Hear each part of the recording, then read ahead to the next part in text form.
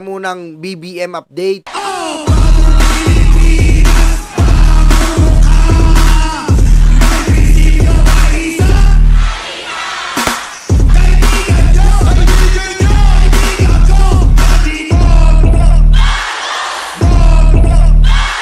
Gusto ko lang po i-highlight sa inyo ang ating Pangulo.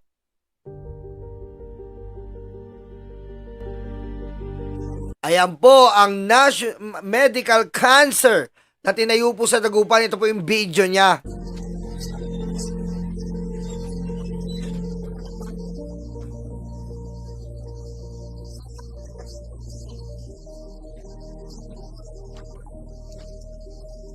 BBM lang po yan. Tandaan nyo po, Bongbong Marcos lang po ang nakagawa niyan. Bongbong Marcos lang po at Apo Lakay lang po ang nakakagawa niyan. Anong nagagawa nun, Yolo?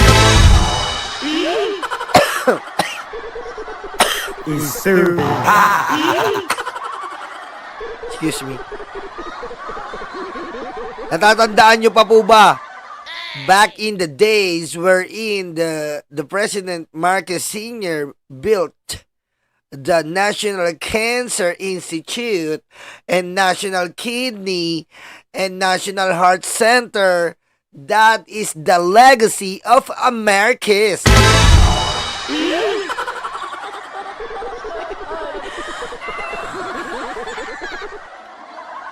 BBM lang po nakagawa niyan at mga Marcoses. Samantalang po sa dating administrasyon, ang tingin nila sa taong bayan sa Pilipino ay cancer. Ha? Ang tingin ng dating administrasyon ng mga Duterteng demonyo ng mga hayop, cancer ang mga Pilipino. Kaya pinagpapatay ang 30,000.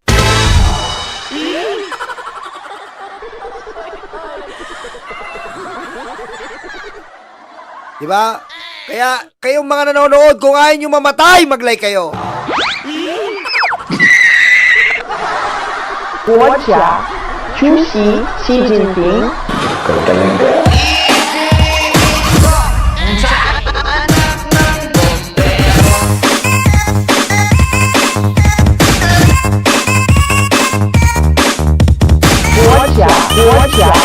家主席习近平。 Bongbong Marcoses ang nakakagawa. Huwag niyong isama dyan si Baba Black Sheep.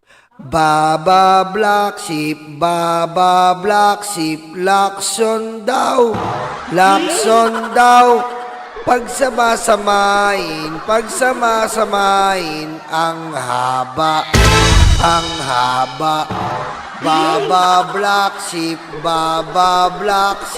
lakson daw, pag iyong sinukat, mababa.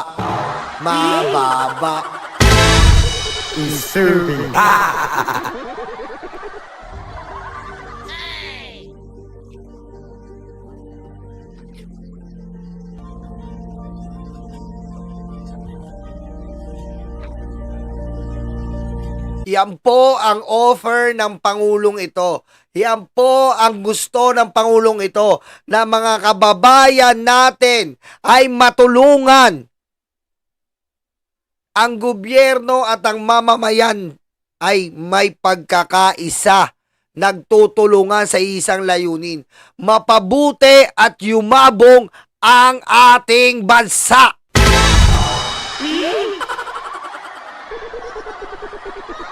Kaya saludo po tayo sa ating Pangulo. At naniniwala ako na etong Pangulo na to ang kakaiba sa lahat. Siya lang po ang nakakagawa ng mga bagay na ganito. Siya lang po, wala nang iba. Dahil namanan niya po ito sa kanyang sa kanyang ama. At ngayon, hindi niya nakakalimutan, ini-implement niya pa rin up to date and until now.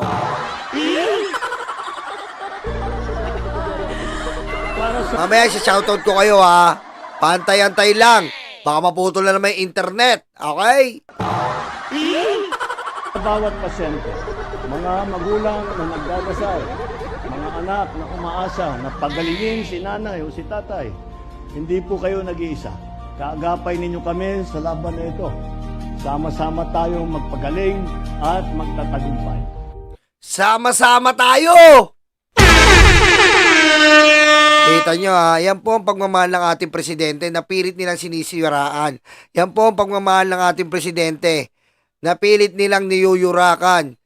Yan po ang ating presidente na kahit binabato po ng napakaraming putik, na kahit binabato po ng napakaraming mga intriga na hindi totoo, nandito siya para sa atin. Dahil ang presidenteng ito walang pakialam sa mga chismis nyo. Hindi yan nakakatulong sa Pilipino. Ang gusto ng presidente, makatulong, iahon ng Pilipino. Kung may karamdaman ka, gagamutin ka niya. Kung nahihirapan ka sa buhay, hindi ka makakain, bibigyan ka ng 20 pesos na bigas.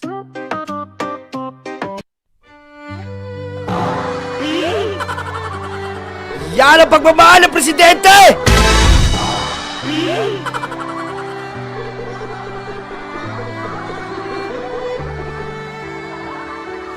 Bawat hakbang Bongbong lang yan! ikang iyong daan. Wala makakagawa yan! Kay hinusgahan, Sino nakagawa? kay siraan ng galit sa kapangyarihan. Yan ang ospital na ginawa ni Digong!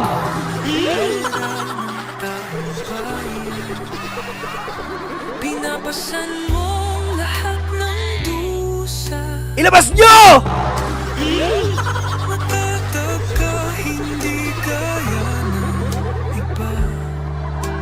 Yung 70 pesos na bigas, 80 pesos! Ngayon, 20! Iniisip mo pati kapakanan ng iba. 20 ang bigas!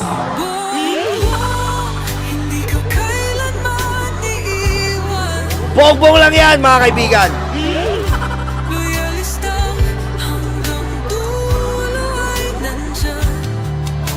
Kasama mo kami sa lungkot mo at saya. Pagkat Pilipinas, ikaw ang pag-asa. Sinong presidente makagawa niyan? Talungin niyo yung sarili niyo, mga libag, mga karayuma. Tanungin niyo sarili niyo. Sino presidente yan? Wala makakagawa niyan. Bongbong Marcos lang po yan. Hindi nila mabubura yan sa isip, sa salita, at sa gawa. Okay? Ito ang presidente, kitang-kita niyo naman. Dapat nga siguro maging malupet at ano na ako. Ano magagawa niyo kung mabait yung Pangulo? So, ang kabaitan pala ngayon ay talagang masama na. Kasi yung mga ibang tao, problema sa'yo, mabait ka eh. Hindi. Ang kabaitan po ay isang gintong ugali.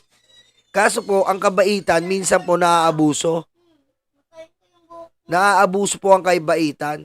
At ito po ang talagang ginagrab ng mga hayop ng mga DDS para pabagsakin nila ang Pangulo at palitan. Pero ayaw ng taong bayan eh. Hindi kayo magtagumpay eh.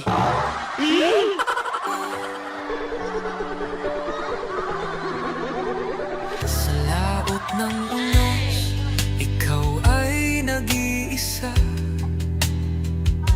Iba'y nagbubunyi sa iyong pagdurusa. Ngunit lahat ngayon ay malinaw na. Kaya samahan nyo po kami sa 3 taon na parating natin. Samahan nyo kami 3 taon. Magtulong-tulong po tayo mga libag. Hindi namin kaya to. Inaamin namin.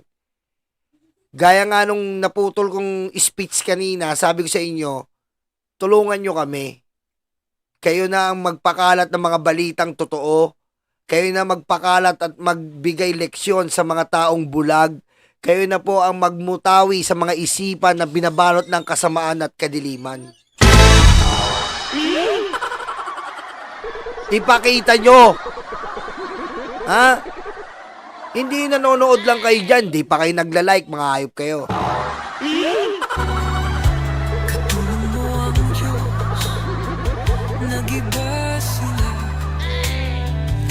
pinaglaban mo.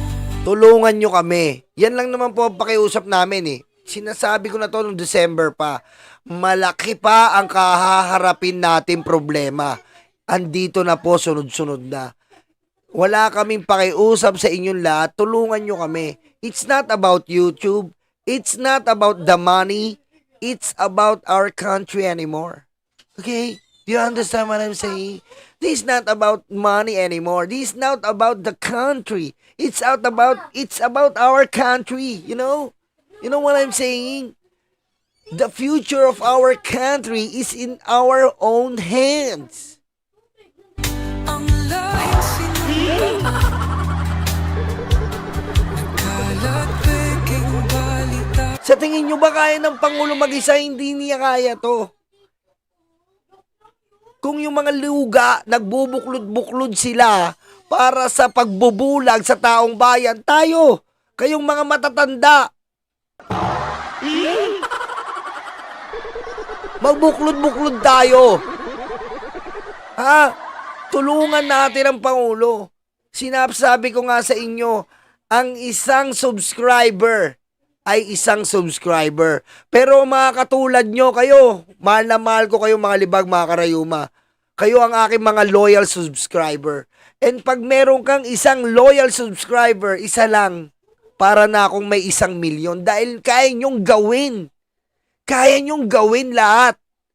Hindi lang para sa akin, kundi para sa Pangulo at para sa ating bansa. Tulungan nyo kami. Sa mamayan, binabaliktad nila ang katotohanan, pero hindi na Kita nyo sa sobrang sama ng mga DDS, pati ang pagtatanggol ngayon sa West Philippine Sea, binubomba ang ating mga kababayan, binabas nila ang Coast Guard. Literal na sinasabi nila na sila ay na ang Coast Guard ay walang kwenta. Saan ka po makakita ng ganito ng idealismo na tumatatak sa ating mamamayan? Inaapi ang sarili mong dugot laman, Pilipino, inaapi ng banyaga. Sila tinatawanan at sinusuportahan pa. Ganito ba? Ganito ba ang Pilipino? Ganito ba tayo pinalaki? Ganito ba ang mga bayaning nagtubos ng dugo para sa ating peace at sa ating peace of mind? Nakakilabot na ang sitwasyon natin. Nakakilabot na to dahil ang sariling bansa natin, sariling kadugo. Samantalang dati kapag meron kang mga kababayan na nananalo sa ibang bansa, tuwan-tuwa ka. Pero ngayon,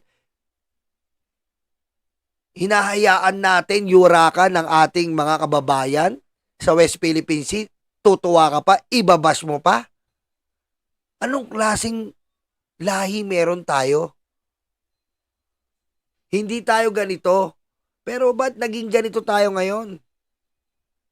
Huwag kayong magpatalo. Huwag kayong magpagapi. Huwag kayong magpaapak sa kanila. Tulungan nyo kami. Dahil naniniwala kami sa inyo. Dahil kung naniniwala kayo sa amin, mas triple ang tiwala namin sa inyo, mga kababayan. Kayo ang instrumento rito, hindi lang po kami. Kami lang po ang boses na naririnig nyo bilang gabay. At pag nakuha nyo po ang totoong boses, katotohanan, ipakalat nyo. Wag lang nating panoorin, wag lang nating titigan, wag lang po nating pakinggan. Ipakalat natin. Yan lang po ang pakiusap ko sa inyo. ang kanilang kadiliman.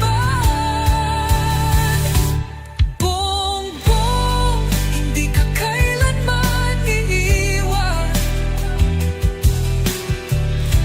Loyalistang hanggang dulo ay nandyan. Kasama mo kami. Mahalin natin ang ating bansa, mga libag. Mahalin natin. Mahalin natin ang ating bansa. Gamitin natin. Sa totoosin lang po, mga libag, mga karayoma. Ang bilis po ngayon ng pagsasabi ng iyong saloobin. Okay, hindi po namin sinasabi na kami i-share nyo. Kung gusto nyo, i-share nyo. Pero ang gusto po namin sa inyo, ang gusto po namin, mamulat nyo ang ating mga kababayan. Maging vlogger kayo sa sarili nyo. Lahat na tayo maging vlogger. Okay? Diba? Kung ano yung na-absorb nyo dito, ilabas nyo ang sarili nyong opinion. Maging vlogger na rin kayo. Maging instrumento na rin kayo. Hindi namin kaya to. Ilang beses kong sinasabi sa inyo. Wala kaming makinarya. Wala tayong pera. Wala tayong ibang bansang China. Mahal nyo ang Pilipinas, tulungan nyo kami. Tulungan nyo kami mga libag. Overthinker Channel, thank you. Tulungan nyo kami. At kami, nangangako kami sa inyo ngayon, tutulong kami. At hindi lang po yon. May pinaplano po kami ngayon. Lahat po ng mga project ng ating Pangulo, pupuntaan namin. Kami na mismo mag-highlight, sarili namin pera. Hindi po namin binabash yung PCO, baka busy po sila. Pupuntahan na namin. Kasi ito na to eh. Andito na tayo mga libag. Nandito na tayo, nasa gitna na tayo ng sitwasyon na ito. Anong papipiliin ko kayo? Aatras pa ba kayo o aabante tayo? Yan ang kinakausap ko po kayo ngayon. Kasi hindi namin kaya to eh.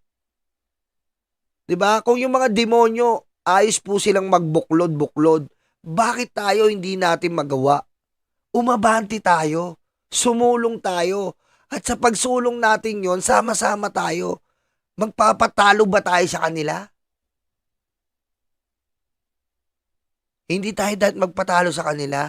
Dahil tayo yung totoo eh. Dapat sila ang matakot sa atin dahil tayo ang totoo. Isipin nyo ang pamilya nyo, mga anak nyo. Kapag bumalik tayo sa indulto, bangungot, kalbaryo, impyerno, lumabang kayo. Hindi lang sa amin to. Naririnig nyo kami, oo, pero pagtapos nyo marinig, anong gagawin nyo? Tinatanong ko kayo, anong gagawin nyo? Umabante kayo, ipakalat nyo.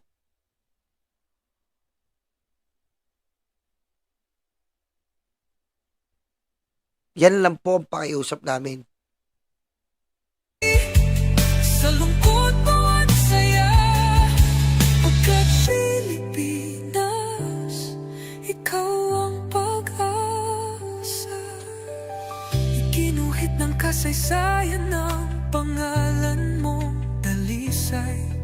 Ngunit bakit tila nais kang burahin at si Apolacay? Sa iyong mga mata, may luha ng matinding pagdurusa. Ngunit sa puso mo, bayan pa din ang Bongbong, hindi ka kailanman iiwan. Okay, dumako tayo dito. Ito na naman po, kumikilos na naman ang Pulse Asia.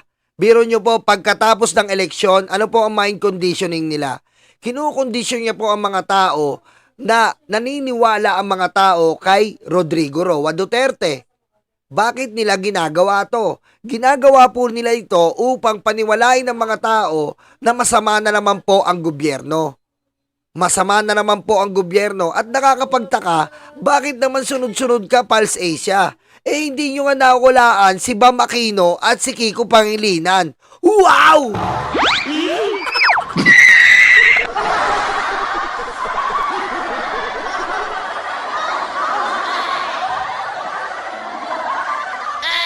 Anong pinagsasabi nyo, Pulse Asia? Anong nyo? Anong epal na naman ang ginagawa nyo? Paano nyo sabing lahat ng mga tao ay sumusuporta kay Rodrigo Roa Duterte? Sana sige nga, bibigyan ko kayo. Magbabayad kami siguro, mga sabi mo mag-ambag kami, maging 100,000 kami. Sige nga. I-survey nyo yung mga EJK victims. Ano? I-survey nyo ang mga EJK victims na magkaalaman tayo. Hindi ba masyadong one-sided tong hayop na survey nyo? Ha? Na pinapalabas nyo na naman na kasi ang hindi nyo pa sabihin na malaking pagkakamali ang ginawa sa ICC. Ganon din tong interpretation nyo dito eh. Tanga ba kayo?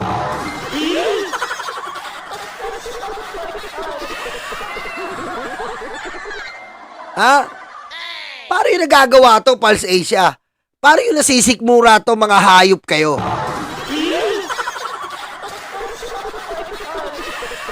Ha? Tsaka sipag-sipag nyo ah. Eh ba't hindi nyo nadali si Kiko at si Bam na nasa 18, 19? O ba't ngayon number 2 si Bam? Sino pinaglolo ko nyo? Ha? Lolo yung naka-brush up na panot?